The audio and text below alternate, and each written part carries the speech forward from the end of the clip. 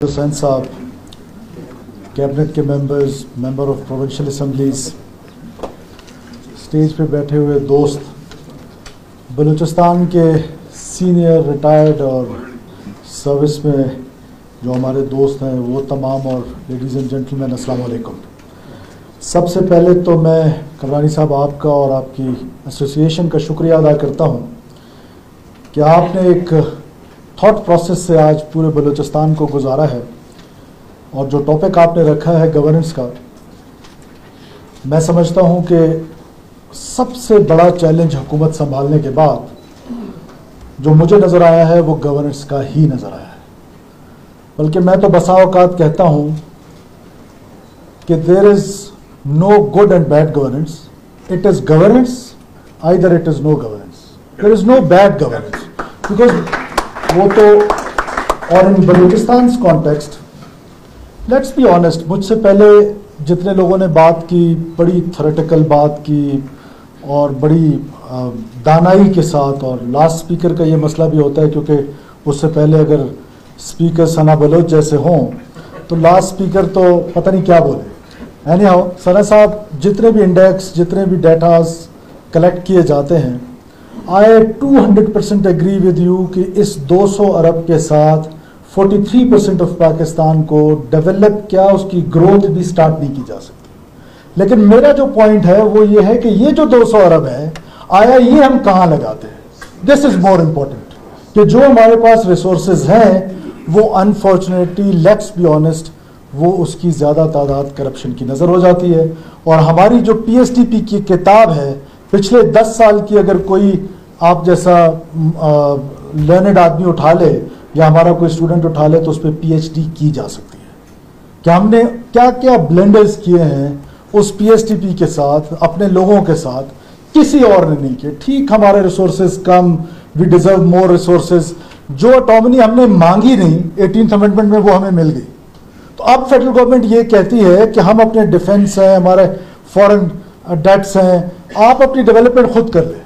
इस दफा की PSTP में उन्होंने हमें कहा कि आप हम क्यों पैशनेट व्यू से आपको देखें, now you are like almost जो ऑटोनॉमी आपने मांगी नहीं वो भी हमने आपको दे दी।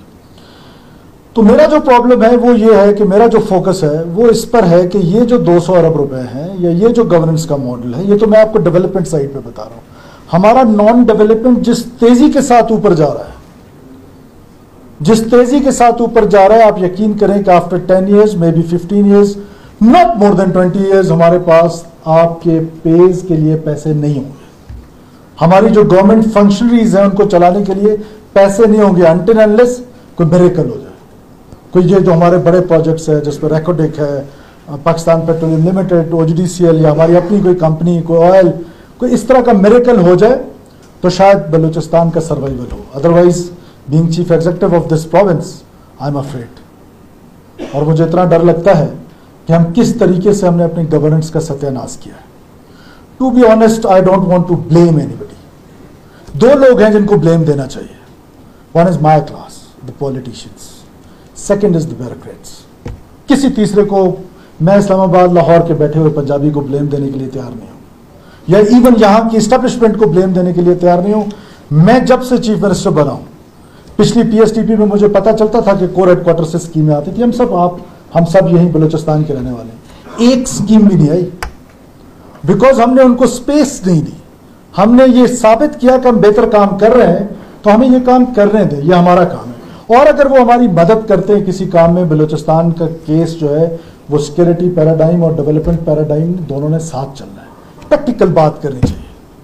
प्रैक्टिकल बात यह है कि बलूचिस्तान इस टाइम एक सीरियस लॉ एंड ऑर्डर के क्राइसिस में, सीरियस गवर्नेंस के क्राइसिस में है, और सीरियस क्लाइमेट चेंज के क्राइसिस में है, चैलेंजेस हैं। और इनमें सबसे बड़ा चैलेंज मैं लॉ एंड ऑर्डर से और क्लाइमेट चेंज से बड़ा चैलेंज जो है वो गवर्नेंस को समझता हूं।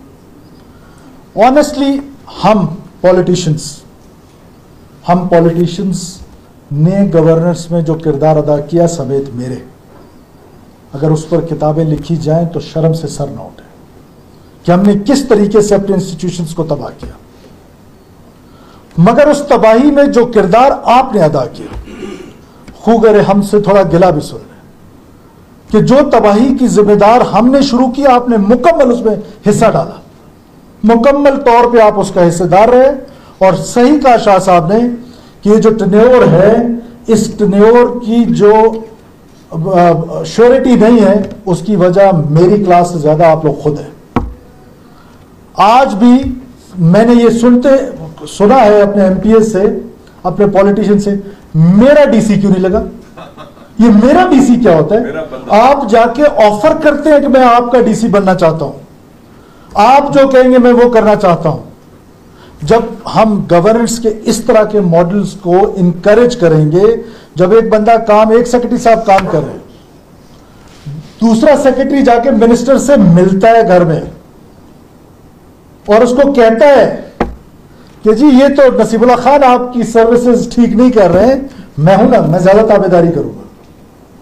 اگر یہ سلسلہ ہم اگر جھوٹ بولتے رہے ایک دوسرے سے 100 دفعہ بولیں, آپ مجھے بلیم کریں میں آپ کو بلیم کروں, ہم دونوں ذمہ دار ہیں. اور اس حد تک ذمہ دار ہیں کہ جب میں چیف منسٹر بنا تو 2 ڈپٹی کمشنرز مجھے میسیجز کرتے تھے شاہ صاحب. میں حیران ہو گیا, میں نے اپنے پرنسپل سیکرٹری کو بلایا اور secretary S N J D کو بلایا, میں نے کہا یہ 2 ڈپٹی کمشنرز مجھے ڈائریکٹ ان باکس کرتے, کوئی ہیرارکی, کوئی ادب, کوئی احترام, کوئی چیز ہے. تو اس سے حیران کن بات ہوئی کہ ایک دن میں بیٹھا ہوا تھا اپنے لان میں, میری فیملی بھی یہاں نہیں تھی, میں اکیلا تھا, رات کا ٹائم تھا, تو دروازے پہ وہ آیا جو رنرز ہوتے ہیں, میں نے کہا جی ایک ڈپٹی کمشنر صاحبہ ہیں, she is a female, she wants to meet you. میں نے کہا رات کے 10 بجے مجھ سے ملنے کے لیے کیا ضرورت ہے. میں نے secretary S N J D کو فون کیا, میں نے کہا سیکرٹری صاحب سنبھالیں. سو کہنے کا مطلب ہے کہ یہ بیڈ گورننس کی بنیاد رکھی ہے ہم نے. میں ایڈمٹ کرتا ہوں میں شامل رہا ہوں, کوئی کہے کہ میں شامل نہیں ہوں. Right man for the right job. ہم نے یہ کام کیا کب ہے؟ آپ مجھے میری ٹینیور کی کوئی ذمہ داری لے لے, اگر یہ بلوچستان کی گورننس ٹھیک نہیں ہوئی تو میں ذمہ دار ہوں. جب میرے اپنے ٹینیور کی گارنٹی نہیں ہے, اور اس کی وجہ یہ ہے کہ یہ جو ویسٹ منسٹر ڈیموکریسی ہے, کیسے گورن کرنا ہے.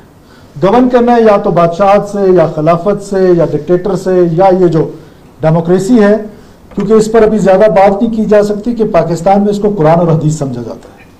اس پر ڈبیٹ کرنے کے لیے کوئی تیار نہیں ہے, کیونکہ اس کو اتنا بار بار اس کی درخت کو جڑ سے اکھاڑا گیا ہے کہ اب لوگ اتنے ٹچی ہو گئے ہیں کہ اس کے بارے میں بات کرنے کو تیار نہیں ہے. لیکن آنیسٹلی اسپیکنگ ان بلوچستان کیس یہ ماڈل نہیں چلنے والا, نہ یہ بیوروکریسی کا ماڈل چلنے والا ہے, نہ یہ والی ڈیموکریسی کا ماڈل چلنے والا ہے کہ جب یہاں پر پولیٹیکل انسٹیبلٹی اس حد تک ہو کہ اگر ہم نے یہ شیئر بانٹنا ہے, یہ کرنا ہے, میرا ڈی سی, میرا کمشنر, میرا ڈی پی او, میرے پی ایس ٹی پی, یہ ٹرم یوز ہوتی ہے میری P S T P. P S T P کب سے کسی کی ہوئی ہے؟